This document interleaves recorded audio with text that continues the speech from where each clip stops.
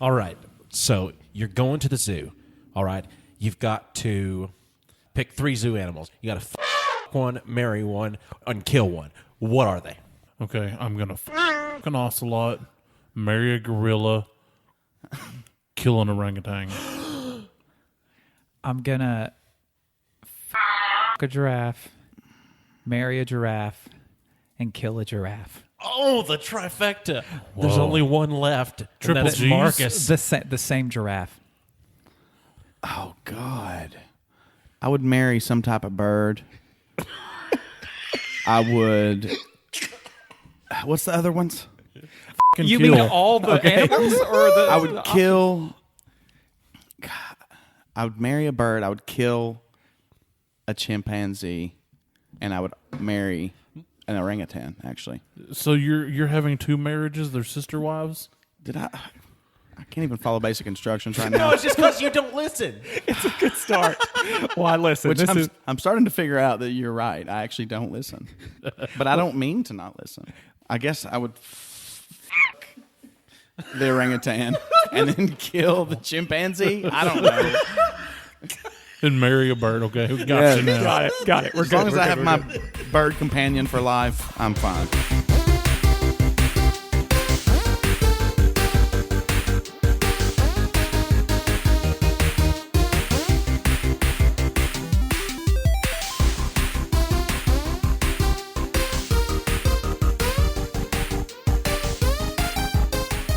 Hey, everybody. I'm Dane Holland, the boy of aluminum. I am Austin Shazam Pfeiffer, and I got a question. I'm Marcus Whitaker, the cosmic explorer known as I Am Electric Man. I'm Austin Tiny Zent, the teller of tales and weaver of dreams, the speaker of mysteries. This is Nerd It Through the Grapevine, a podcast where 4 best friends gather weekly to talk about our favorite parts of past, present, and future nerd culture. And sorry if it's a little echoey today, because we're in an empty room, but soon it won't be empty. It'll be filled with things and us and stuff. Yeah. Were you going to say stuff, Marcus? I was going to say stuff. I'm sorry. I Sorry, jumped you in there led on me you. right down that path. I know, that's you knew my what fault. you were doing. You see, if anybody hears an echo today, they can just imagine that we are recording from, the cave. Like, this is our bat cave. Yeah, there we go. We're recording from the Bat Cave tonight. We can just rewind it a little bit, and just coming to you live. Coming at you live from the Bat Cave, which is funny that you mentioned Bat Cave, Batman, Superman, Man of Steel, the movie, my topic today. Man of Steel. It's a Superman movie that is controversial in the nerd realm of movie watchers, apparently. Because when I watched this film, I was moved deeply and loved it more than any movie that I'd ever seen previous. I think the only movie I've enjoyed more has been Into the Spider-Verse since then. There have been many Superman movies before it, only with 2 other actors, Christopher Reeve and Brandon Routh. The Brandon Routh movie was, I think, it was objectively bad, yes? I would say, yeah. The problem is he played such a good Superman. He did. He it was just a bad movie. It was. It was a bad movie, but a good Superman. Kind of like what we talked about with last week with Wolverine, Hugh Jackman. He's always a good Wolverine. And didn't you mention Spider-Man, the Andrew Garfield Spider-Man? Right. He played a good part of that role in a bad movie. So that's happened before. But in Man of Steel, there's more people saying that it's just not a good movie. And people that don't like Henry Cavill's Superman, which I think is absolutely insane. Yeah, I mean, you look up Superman on the internet, the first thing that you pull up is a cartoon photograph. And then shortly thereafter is like what they do when they take pictures and they try to make them look realistic and they paint the people. Oh, that's just Henry Cavill. Yeah, that's him. That's him. He looks like a ding-dang cartoon drawing of what Superman would look like. And like with his shirt off, he's even more powerful looking than Superman in most things, I would say. I can't openly discuss those feelings. Yeah, I don't need them recorded. Yeah, I can't either. So the movie Man of Steel came out in 2013, and it was directed by Zack Snyder, who also did the Justice League and Batman v Superman. Yes? Correct. Yes. And it's written by David Goyer. The movie stars, like we mentioned, Henry Cavill as Superman, Amy Adams as Lois Lane, which I will get to that in a moment, Michael Shannon as General Zod, Kevin Costner as Pa Kent, and Diane Lane as Ma Kent. And you also have Lawrence Fishburne, who played Perry White, and Russell Crowe, who played Jor-El, which is Kal-El, Superman's dad, on planet Krypton. And that's a loaded cast. I mean, that's a lot of known actors. I would say Henry Cavill might be the least known of all those people, right? I mean, Before the surely. movie? Because I don't know of other things that I'd ever seen him in. I think Lawrence Fishburne played that cowboy on Pee-wee's Playhouse. That's his most known role, yes. What was his name? Morpheus? On Pee-wee's Playhouse? Yeah. He played the cowboy. Yeah, Morpheus. Yeah, the his cowboy. horse was Nebuchadnezzar. Yeah. Oh, I got it. Yeah. We're good. It's the same one. I'm here. Same Fishburne. Same. Yeah, he's the one. So star-studded cast, more so than any of the... What did you... Hold on. There's a laugh. Why? What did I miss? I said, yeah, he's the one. That's a Matrix joke that I didn't hear. Talking about Mr. Smith, right? Yeah, same one. So yeah, this has a more of a star-studded cast than I think any other Superman movie that exists of all the characters that play in it. And of those characters, talked about Henry Cavill a bit, which we could fill the whole segment with just that. But I do, for as much as I love that movie, there is one complaint I have with the entire thing, and that is Amy Adams as Lois Lane. Lois Lane is an amazing character in the Superman universe because she is the strong, independent woman that is also with Superman, the most powerful being known, and yet she still is powerful herself, in her own ways. She never looks weaker or smaller compared to Superman. Whenever she's written, I think, well. A lot of times she started off as the damsel in distress and stuff, but she's turned into not only is Superman powerful, but so is she, just as a human being. And she keeps Superman grounded, which I think they show really well throughout this universe of DC films, especially in the Justice League, the Snyder Cut, not the first one that we got in theaters, which was fine, but the Snyder Cut, incredible. Yes. And in that, you actually see more of that the groundedness between Lois Lane and Superman, keeping him as Clark Kent. But she delivers just the most bland, cardboard cutout, emotionless. It's just a bad job to me. I didn't feel anything from her character. She's not memorable whatsoever. Yeah, and I don't know. It's hard for me to think of an actress that I would play a good stoic figure that could also be compassionate. Because that's hard to accomplish. Well, she's feisty too. Yeah. She's a very feisty character. I was also very partial to the way Erica Durant's played her in Smallville. I was the same way. I was It was obsessed with her. She was that way. Yes. She could be just stone cold, just biatch. Yes. Or she could be just emotional and let you know how she feels. Yes. She did a very good job. Well, and also, the first Lois that we had in a movie was Margot Kidder. yeah. Why did you do the clown man? Oh, like the Joker, but the Kidder. The Kidder. She. Okay. Well. I planned ahead All right. on my Yeah, laugh. you did a really good job, Margot Kidder. Yes. And she was Lois Lane in the Christopher Reeve movies. And I actually got to meet her, and she is a sweet, sweet lady. So sweet. She was very sweet. She passed away since then. But she was just super frail, but spent the entire time talking to people as much as she possibly could.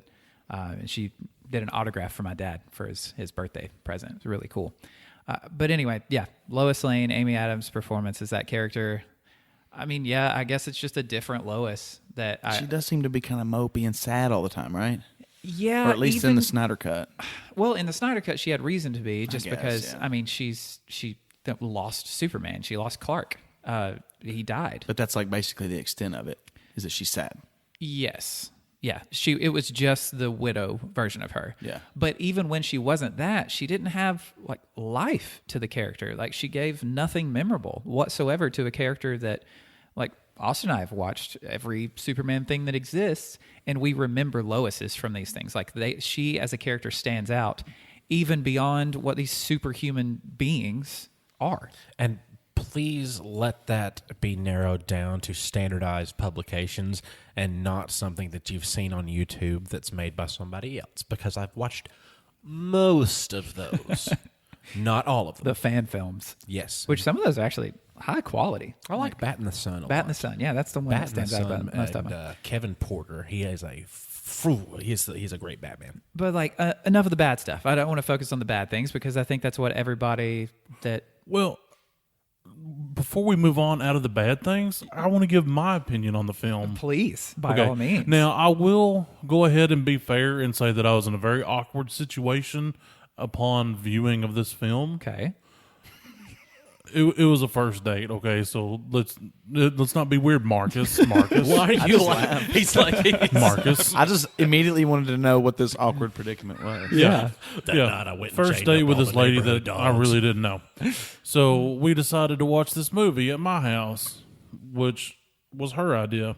And so I put it in. Go and on. I hit play, Oh. and we're sitting there watching the movie. Nothing weird happened. I'm just going to go ahead and throw that out. Okay. All right. And about 3/4 of the way through the movie, I look at her and I'm like, "Do you know what's going on?" And she said, "No." And I'm like, "Me neither. I can't remember anything of what has happened. I don't remember Lois Lane being in the movie. I remember Superman.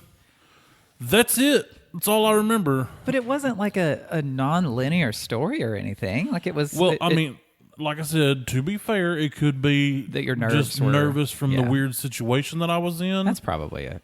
I mean, I do plan on at some point possibly reviewing the film. I'll do a straight Clockwork Orange on you and make you watch it. I don't know what that means, but okay. Oh, they pin his eyes open in this chair and make him watch all these crazy bits of film over and over to brainwash him. Only if you use toothpicks. Done. Well, of course I'm going to use toothpicks. What else would I They use? better be the high quality ones too. Sorry, bud. Minty. I was Minty just thinking ones. that Dane would just steal a bunch of those little cocktail swords. Ooh, that's even better. That's even better. I like that. I can feel like a warrior. But what I loved, Marcus, what did you think? I don't know your feelings behind it because Austin, you enjoy it. Yes. I enjoy it a lot, but the thing, I just can't enjoy it fully because there's only one problem that's my entire problem with the entire Snyderverse is it's so heavy. Oh yeah. It's heavy. There's these characters, yes, we get it. It's heavy. It's a surreal situation you're putting us into here. We get times are hard. We understand that. And these characters were created to inspire hope, not to like wallow in the mess that is the world as we know it. They're supposed to inspire us to be better. So, I mean, even though I do like his representation, I don't like the fact that it just lingers in the fact. So the art direction is mainly one of the issues. That's Yeah. my little far-fetched one. No, I see that. I feel like the trailer made a more impact on me than the actual movie did. Because Really? I remember that epic voiceover trailer with Kevin Costner and Russell Crowe. Oh, yeah. And they had actually sampled the vocal from when Gandalf dies in Lord of the Rings. Like there's a really cool part of the score where it's just like this solo female vocal. And they actually sampled that for the trailer. What? I didn't realize The trailer was amazing. Huh. And I was so pumped. Yeah. And it was like right on the heels of the Nolan verse on Right. Batman. Which, yeah. But yeah, I always remember that trailer and I watched it over and over again. First of all, because that music is just so amazing. But Was it a single wide or double wide? She's a queen of mine, single wide trailer. but yeah, I do really remember I liked the Russell Crowe part, like the whole prologue story. Like, because I remember not really expecting anything like that. Yeah. You know, I was like, oh my gosh, we're like on another planet and like all this stuff. Yeah, it was their Wow. first long look at Krypton on screen. And I thought that was pretty cool. And it also made him Other a than pretty, that, it was just like a Superman movie. it made him a Right. pretty mythological figure as well on his planet. I mean, because he is the last son of Krypton and from natural birth. Yes. So that makes his equivalency of life that has existed beyond his planet dying even more equivalent to Yeah. godhood, you know, because it's like you're a miracle. And so, one thing that like we could go through the entire plot of the movie, but mainly I think most people's gripes with the film are the fact that where people say like, well, Superman like destroyed a lot of Metropolis in his fight against Zod, and even spoiler if you would like to skip the next 70 seconds. When he snapped Zod's neck at the end of the movie, a lot of people are like, Superman doesn't kill. Superman would have flown somewhere else to fight him. It's like these people weren't watching the film, and the fact that he wasn't even Superman. He was wearing the Superman suit, yes, but he's not even Superman until the end of the film, and there's a reason why it's called Man of Steel, because he doesn't learn who he is until after that moment of killing someone, not a human being, but a person. Like, and the snap when he did it, it was so powerful, and it took so much strength to snap a Kryptonian's neck that it sent out a shockwave from it, and he screams in agony. And the face, like that moment that Henry Cavill did that, one of my favorite moments in film ever, because I just felt like tears go down my cheeks because he portrayed that agony like real. I don't know. It was real in that moment. I was watching it actually happen. And that's when he became Superman, I think, in his own eyes, because that's the moment that he realized the repercussions of what it would be if I crossed that line. Yes. He knew at that moment, yes, he set that rule for himself. Like, he cannot do this again. Like, he can't go through that. There has to be another way. And of course the fight happened there. Zod was a military strategist who he's not going to take him away from all the people that he's going to want to protect. He's going to sit there and cause chaos in the middle of the city to where like Superman's going to have to fight him there. Like there was no other option. He couldn't take him anywhere else. So it happened for a reason. Like, and it's just most of the gripes people have with it, it's like they didn't watch the film. And I think that's mainly because we have so many preconceived ideas of all these characters that have such a huge history that we can't watch something for what it is. And I'm so down for that. You know how down for that I am? I'm still excited about watching Mortal Kombat because that is exactly the reason why I'm watching the Mortal Kombat movie. I'm not going to sit back and I'm not going to try to judge it analytically. I want to try to enjoy it first. And then afterwards, if I liked it enough, I'll go back and watch it again and make my finite judgments. We're going to eat a lot of our words, I think, for that film, because it's probably going to end up being awesome, and we spent a lot of an episode dogging on how bad it's going to be. But oh boy, that's going to be different. You ever heard that saying, betting on the wrong horse? Because we didn't bet on the wrong horse. Oh, no, we didn't. No, we didn't bet anything. We heavily sided on the fact that it was probably going to be bad. And if it's even a little bit of a sparkle, if I get one goosey from that movie, it is worth more than I ever thought it was going to be. Well, it just depends, doesn't it? It depends on what you want from it. I mean, part of me wants them to take it so seriously, a lot like the Snyderverse does with the Superman stuff, and just detail all the lore and like go back in time. Like I want to know. I could see them doing like a really intricate one like that, but that's not what we're gonna get. We're gonna get just a fun, like a 12-year-old in middle school wrote it. Yep. Fight, and that's probably what it needs to be. Because of what we talked about. But anyway, Man of Steel. To kind of wrap that whole thing up, like basically what I'm saying is, if you didn't like it, watch it with me, and we can talk about it while we watch it. And I've changed 3 other people's minds on how that film is to them. Honestly, like I wish the rooster. So funny, I wish the rooster were here with me right now. That's how passionate I am about this movie. That if anyone I come in contact with is like, I didn't like it, I'm like, do you have time to watch it with me? And we do. I will change your mind. I will change your mind, because I will show you new horizons. But does that mean it's a good film if someone has to sit with you and explain why it's a good film? I don't know. It depends on what you're talking about. Gosh, I'm such a contrarian tonight. And I can already tell. No, I want it. I need it. So watch it again with me, because if you don't, you're just going to dislike it again because you already know what you hate about it. Just love it already. Love it, please, for me. If not for you, just love it for me, so I can I'm so tired. I'm just so tired. This is a fight that never ends. Why don't people like what I like? Wouldn't the world just be so much easier if it was like that? God, wait till my topic. I'm telling you. That's the best segue we've ever had. That's the best Just segue. wait till my topic. Forget the guy Foreshadowing. before me. Foreshadowing. So my topic is D&D. I'm really bad at segues, so I'm just gonna do it how I always do it. That's fine. So it is what it is. I feel like I'd lose my balance really easily I feel like I would too. on one of those segues. Paul Blart. You're I hitting am me with a not. lot of these that are going right over my head, and Yeah. I feel bad for myself. Because Somebody out there's laughing. I know. So D&D, for those of you who don't know, originally come out in the late 70s. It was Gary Gygax and some other dude. I can't remember his name. It's not important. We're not doing the history of D&D. I'm just going to tell you why I love it. Yay. It come out back then, and in the early 90s and the late 80s, there was a whole, it's termed as the Satanic Panic. There was this whole big uproar about it. I remember watching news stories of like, oh, this kid was playing Dungeons and Dragons and he walked upstairs with a sword and killed his dad because of it, because he was this evil king. And I'm like, first of all, I mean, I was a child at that time. First of all, where did he get a sword?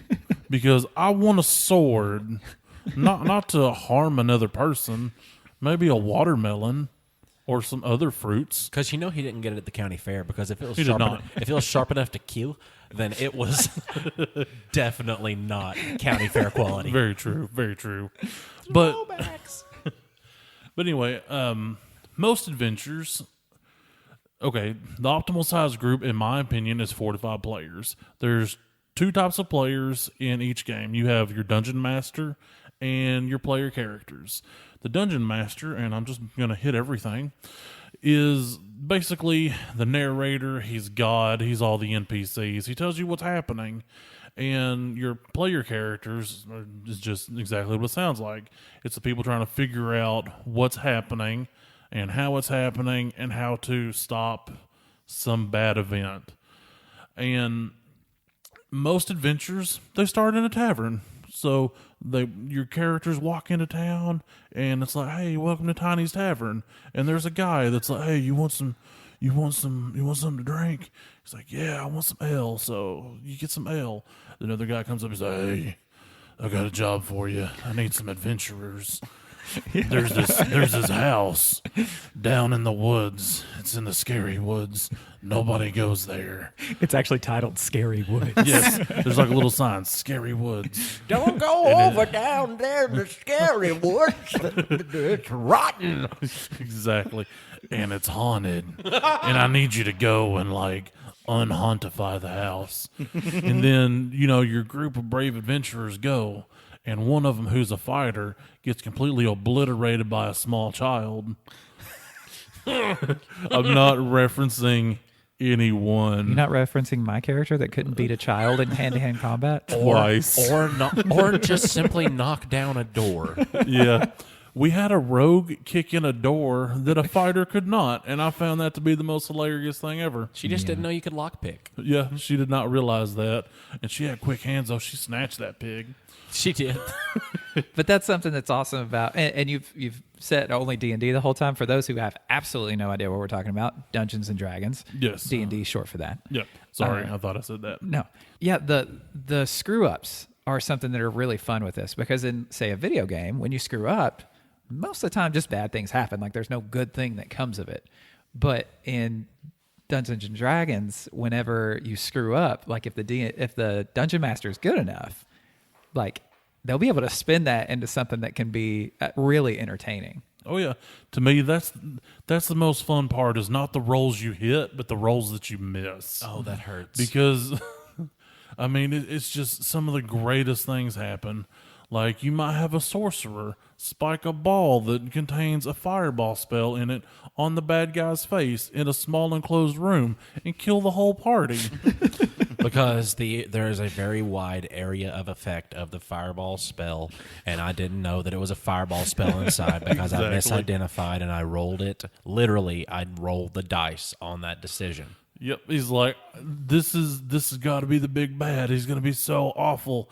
The guy had like 3 hit points. I mean, it wouldn't have taken. You could have just like breathed on him heavily, and it would have killed the guy. It's not my fault. You never established that it was supposed to be a puzzle-based game that we were playing, and not an actual you can die in every situation game. I told you at the very beginning, you can die.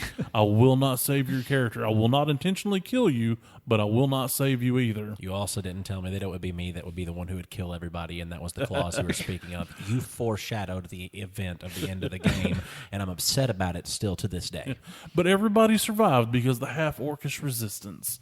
He bounces back with 1 HP upon falling, and he managed to pour health potions in everybody, so everybody's character lived. But that doesn't always happen. Sometimes your character dies, and it's very sad. I've not experienced this myself, but I've seen it happen to other people. You've never had a character die? I've never had a character die. I've had a character We have to dismembered. change that. I've had a character dismembered, and it made me very, very sad. But he became even cooler after that. Because, Right. I mean, it's my barbarian, and now he's like got a hand and a hook, but you can unscrew the hook and screw on an axe head. It's super dope. And he's multi-classed into a plane shifter. So he can open portals into other planes and dimensions. I mean, how cool is that? And he's also very dumb, which makes it even more fun. See, even if you have no idea what Dungeons and Dragons is, when you hear something like this described, you've got to be interested, right? Like, it blows my mind for anyone that would immediately shun it away towards like, no, I don't want to play that, because like literally anything can happen in the game. Like it's just, it's up to creativity. Exactly. It's like as a DM, which when people find out you dungeon master and they want to play D&D, that's all they ever want to let you do, which I love DMing, but I love playing too. My problem is when I do one side, I want to do the other. And it flip-flops every time. Well, it's like a truck owner, you know? Yeah. Once you help somebody move and they find out you have a truck, now you're helping everyone move because you have a truck. Especially when you're the size of a human forklift. Welcome to my life.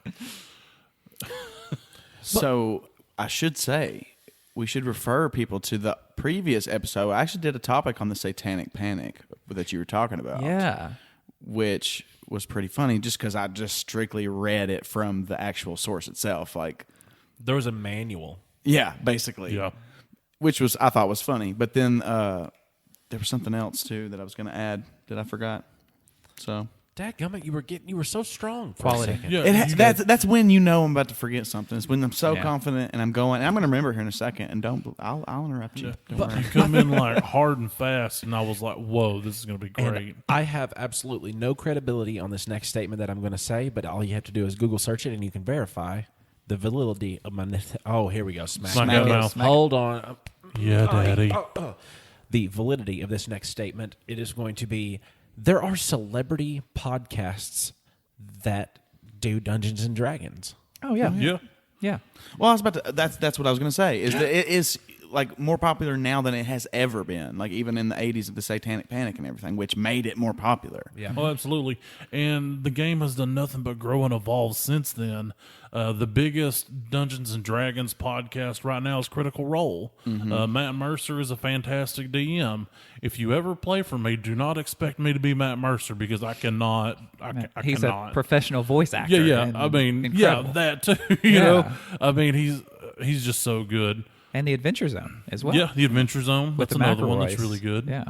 But we're on the 5th edition right now of More Than 5 because there's 3.5 and da-da-da-da.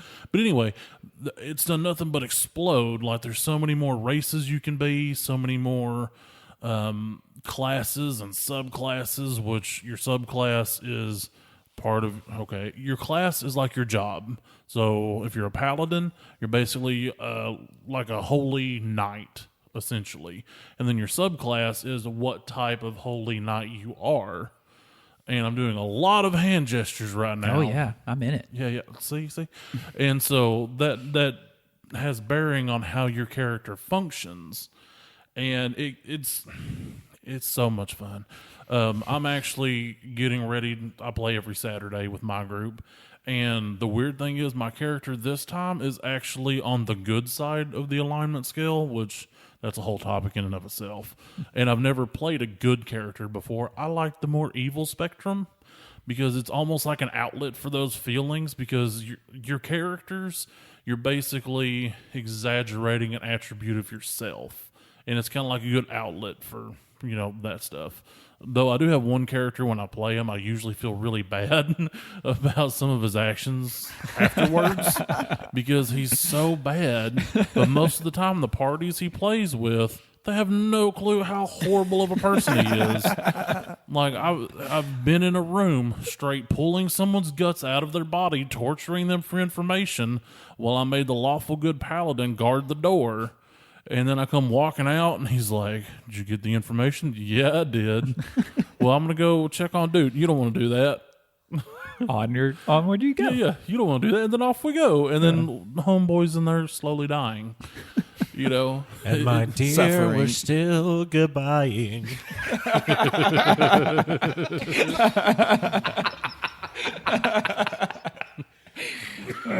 And you can play the game in a couple different ways. I really love the role-playing aspect.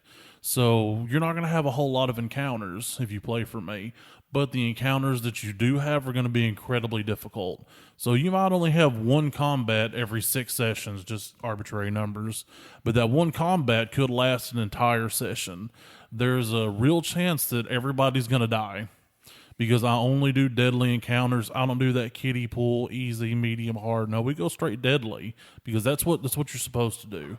So it makes you earn what you get, and it gives you so much more room to embody your character. So, See, I would like to experience that because I've only dabbled in it. It's been a hobby I've been super interested in for a long time, but it just never actually got to. I mean, I've played in some cool games for sure, but I've never had that long ongoing story that you can kind of get if you have an ongoing campaign like that. So, but yeah, there's that kind of, that's like your mainstream RPG. If you're a lonesome person like me who can't find a good GM. why are you looking at me? There's enough people in this house right now that we could do a game at some point. I'm just kidding.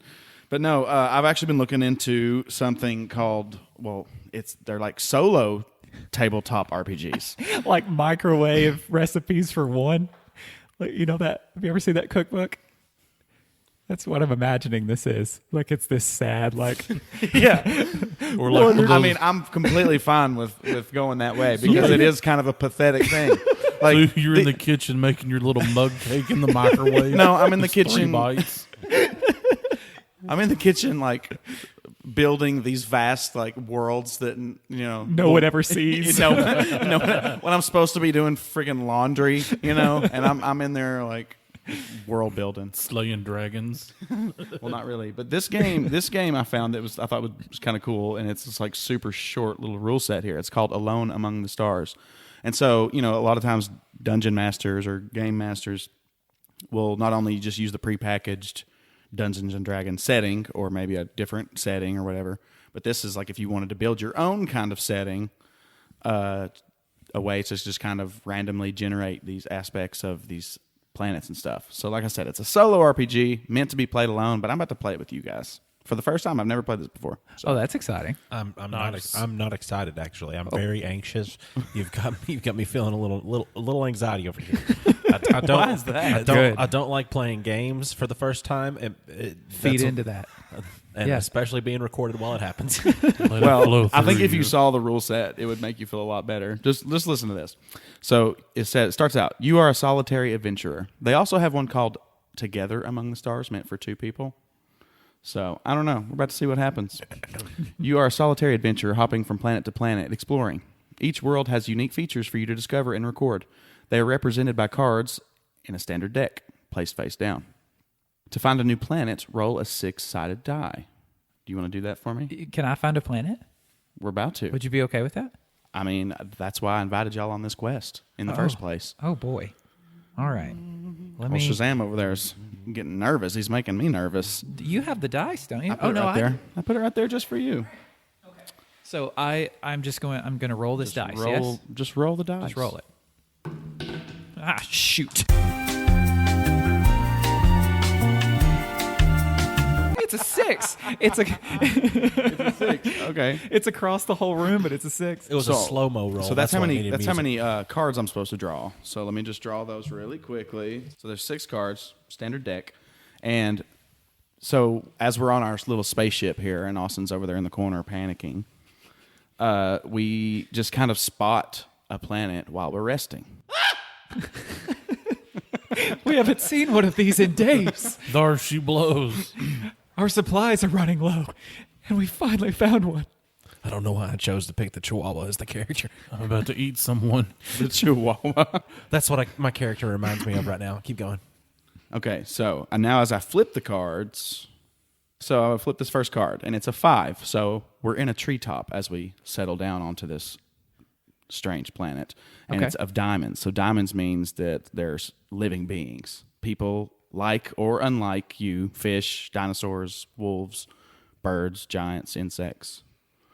giant insect bird wolves. Wow. That live in the canopy of trees. Yeah. Yeah. Giant Terrifying. insect bird wolves. Yeah. That's what we're going with because that's pretty rad. Yeah. Yeah. I'm trying to picture what it would look like. Kind of like a griffin. Yeah. Austin, But what's your just character? chitin? Is that how you say it? Yeah, chitin. Austin, what's your character feel about whenever you see these creatures? When did we end up in Cronenberg world, Rick? Cronenberg. So basically we rolled a 6. So basically each card that we draw 6 cards. So those are the different features of the planet. Okay. So that was one of the features, a canopy with these. What did we call them again? Flying bird insect wolves. Oh my gosh. Okay, so now we've got the queen. So deep underwater, there is another race of some sort of living creature. So as we're in the canopy of these trees, being terrified at what we see in the air, we look across. We look across the way, and in the ocean, we Inverted also mermaids. see inverted mermaids swimming just under the surface. And you wonder why I get nervous playing these new games, because you're going to set up scenarios that make me feel uncomfortable. And now I'm living in a world where everything up here wants to eat me, everything down there wants to eat me. There's nothing Well, in we between. don't know that. Yeah. Did we decide that they want? We don't know if they're hostile yet. We do not know. No. Well, that's purely for us to invent. They could be herbivores, for all we know. I feel like the I'm deep in insects would just character. be kind of insects. Maybe we could do some science on that Small, later. I like don't they're know. little bitty. But they look like No, they're wolves. giant, but they're just they're mindless. I feel like they feed like mosquitoes. Maybe They're they feed on the huge. people deep underwater. They go and dive underwater, and they feed on those Yeah. people The underwater. top half fish, bottom half human, inverted mermaid people. We're not fish enough for these wolf insects. Exactly. Yeah. So as we've witnessed this strange feeding ritual that's going on here, We just see people legs hanging out the mouths. And all you can hear is just the sound of just like...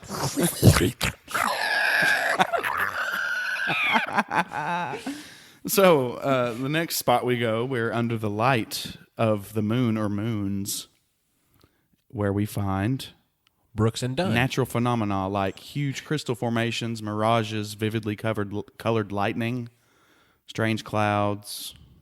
So some sort of exotic natural phenomena. So I'm seeing an area without these creatures that looks like it's like a safe place for us, but it also looks eerie in its own way. But Right. it's without any of these creatures because they're afraid to go there.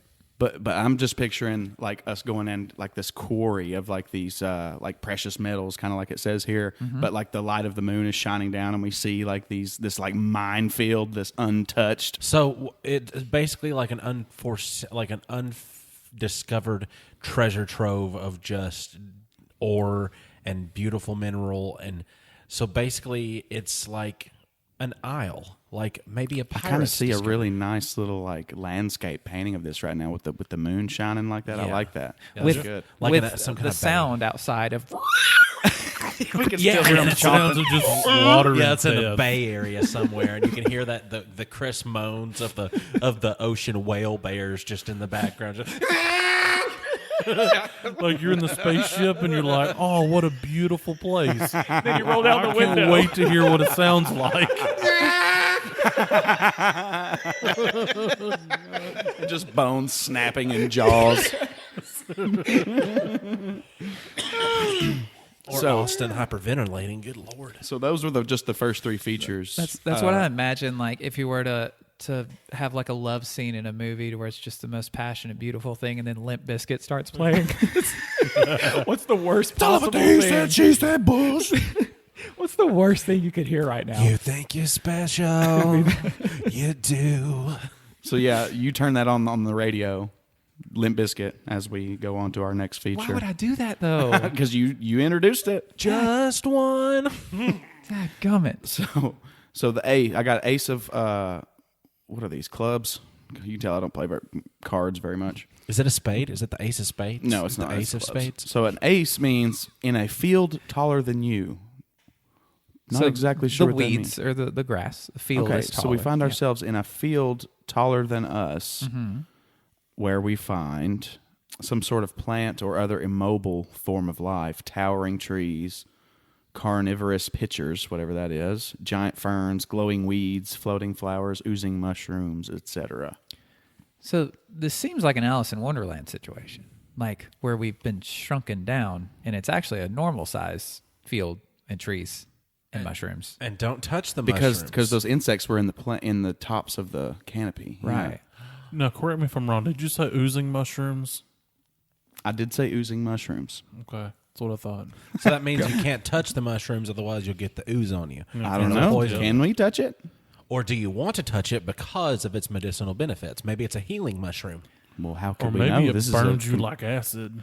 It could do either way. Hey, what if it's a checkpoint? What if those Well- mushrooms were like a checkpoint for you all to heal, and that was Well, a it- caveat for the game? It could. What if it's a healing It could be a potion? couple different types of mushrooms that ooze different substances. Oh yeah, different colors or different substances. Yeah. And that's how you contract pregnancy. Okay, so Tiny's character is pregnant. Yes. Wait. Yes, he is. He's boy pregnant. But For only mushroom ooze. but in his right calf. So we just went straight. Okay, so but I want the mushrooms to glow too. So they're glowing, oozing mushrooms. Yeah, of course.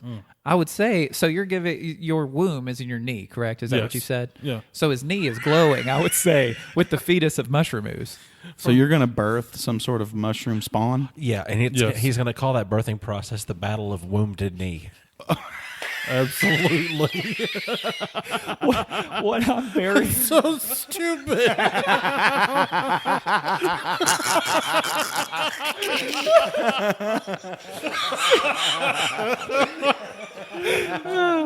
See, what I'm excited about is for this thing to be born because we're going to have a good time with it because it's going to be a fun guy.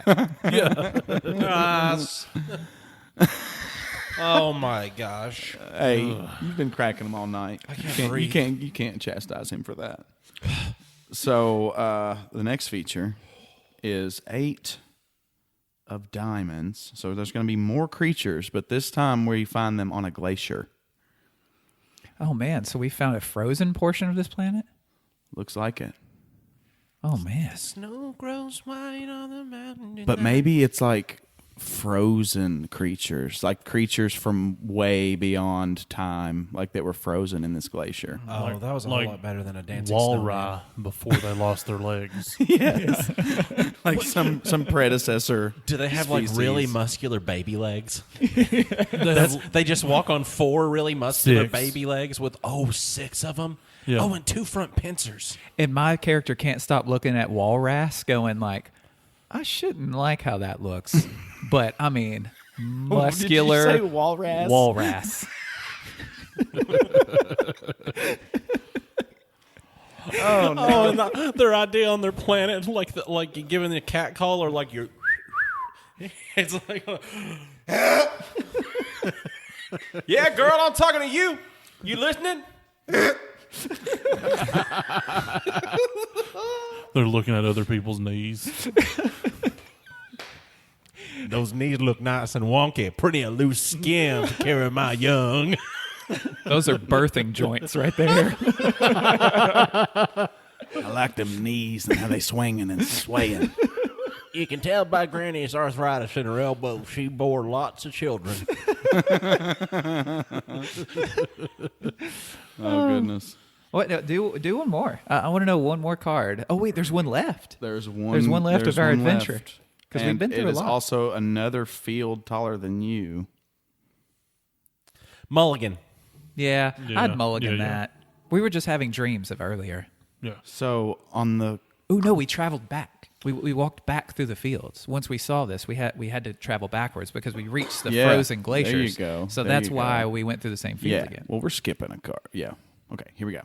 So the 10 of spades. So on a cliff face, we find another natural phenomena like massive crystal formations, mirages, eroded strange shapes, eroded. I like the idea of that colorful lightning like happening. Yeah. Like that's- almost like a aurora borealis. Why did you say it like that? Who are you? Who are you? Because I felt my mouth starting to misbehave, and I tried to whip it back in shape without actually smacking it, and that's what came out. But your tongue come out of your mouth so far that I saw you lick the back of your head just in order to say that. Borealis. Yeah. So yes, it's an aurora borealis, but it's striking down. Or, I don't know. Have y'all ever been in like an electrical storm, kind of like an electrical storm, like yeah. where there's like this cloud and there's all this lightning going on, but it's like kind of close to the ground? And it's constant. Yeah, I'm kind of picturing that, except like some strange funky you? colors, like And a it's- neon pink or It's something. striking the same No. point. Like Purple. the exact same Purple. point. It's very, very bright purple and very bright blue. Had that happen to me 2 years ago. Wow. It was pretty awesome. Well, Pretty now bad. Now I was you've had playing it music. happen. Now Did it's it happened burn to when you you on an peed? alien planet. This is a really fun game, actually. Like that's. I thought it was pretty little Yeah. simple, kind of cool. Well, it's a really and good it's just example. well, you're supposed to kind of write it down or record it, which we kind of just did. we did. record We our little absolutely adventure. did. But it's like that would be enough to give like a DM or something a little start in making like maybe their own planet for their adventurer, their group to explore. Yeah.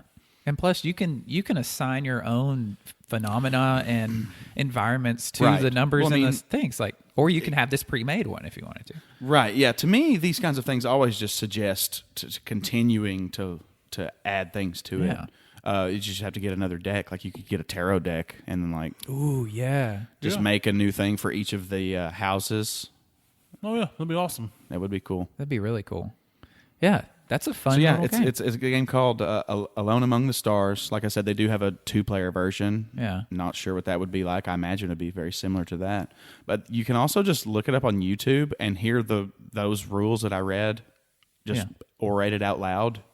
Yeah. Because it's not hard to remember. right. Like spades, we got that one a couple times. That's a living thing. Yeah.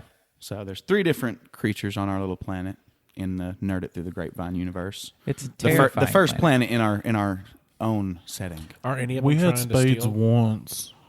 Diamonds, dang it. Sorry, diamonds. Are any of them trying to steal our Instagram followers? I don't know. That's for another game at I'll another fight time. them. I'll fight them if they do. Well, there's a question here. Okay.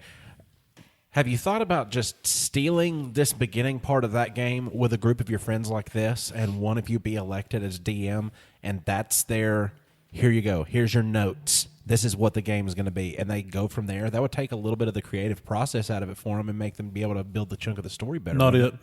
Yeah. No, I'm you not wouldn't have to saying. be. Yeah, I'm not yeah. saying you. Okay. I'm not saying you. I'm just saying, wouldn't that make it a little easier? Well, it's a very daunting task creating an entire universe. 1, 2, 3, not it. Well, it's like, okay, we're going to let them explore this new planet.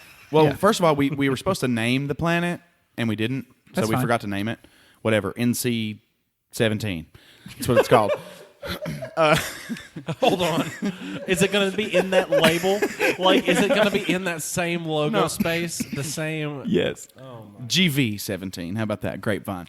But no, to me, it just seems like a little, like, if you needed a new planet, if you're doing some sort of spacefaring type campaign, oh, well, we need a new planet for next session. Let me just kind of, that gives me some ideas. Yeah. And then it's like, not only did it give us more than one, well, we had 6. So it's like, okay, well, you can let them discover 1 tonight, and then you've still got like 4 more to sit there and think about. Right. I mean, it can help you build, like you said, different scenarios and situations. Right. So, yeah. Like the little minefield that we kind of stumbled on. I really liked that. It took me to places. So that little minefield that you stumbled on kind of brings me into the way that I brought my topic into existence this week, and it was just a thought. And sometimes I have those.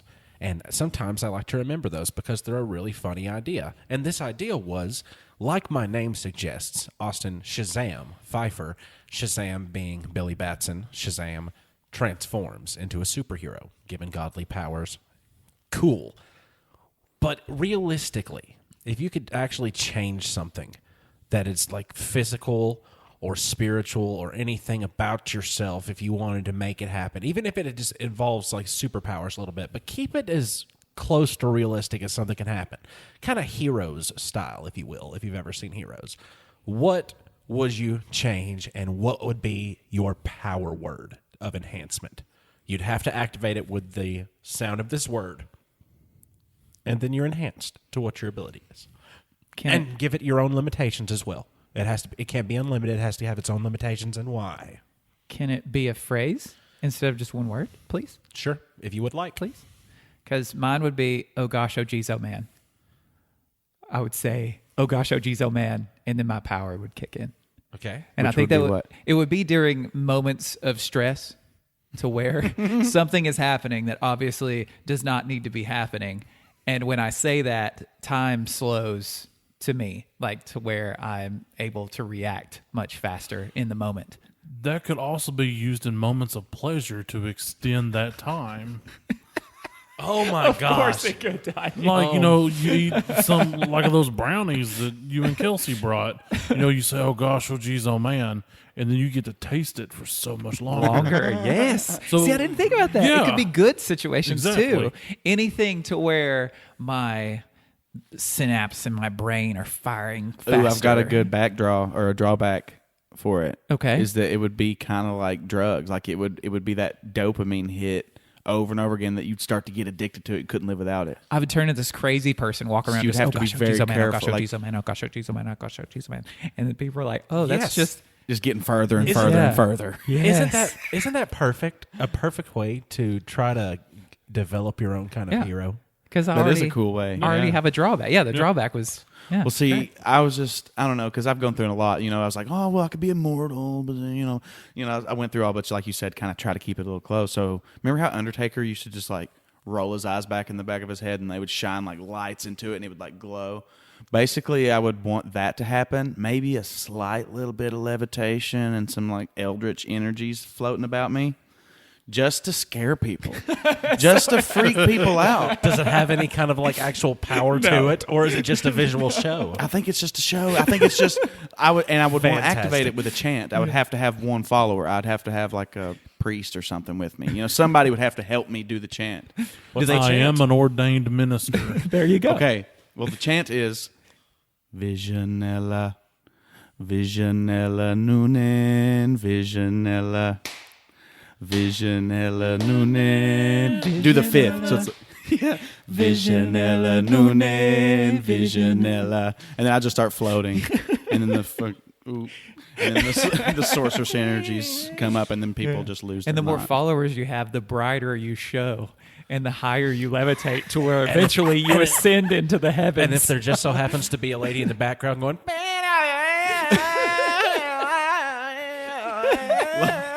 Ancient The higher you- lamentation. Ancient lamentation. the higher you float. And she just down there without skipping a beat, just staring at you as you're going so high. Whenever she stops, you'll And then die when you fall. A murder of crows just starts swirling around me. And she's just staring just dead into your eyes while you're floating away. And I just point at her. I will be back for you soon. Be good to her while I'm gone, everyone. What about you, Todd? Not super strength, superhuman grip. Just grip. Just something like bang, boom, or pow. Just bang. And just like crush things. Just like, I pick up this thing and I'm like, I want to crush that. Bang. And it just like what if that's the different destroys. power levels of your grip Ooh. strength? Because you're not going to want one strength that you get to change it to, right? You want So like, say like if bang is the lowest, if I Right. want to crush a small infant child, I go bang. oh no, we don't. But no. No. Okay. But I want to crush an ostrich egg Okay. to make a giant omelet. One I that's go bang and crush it.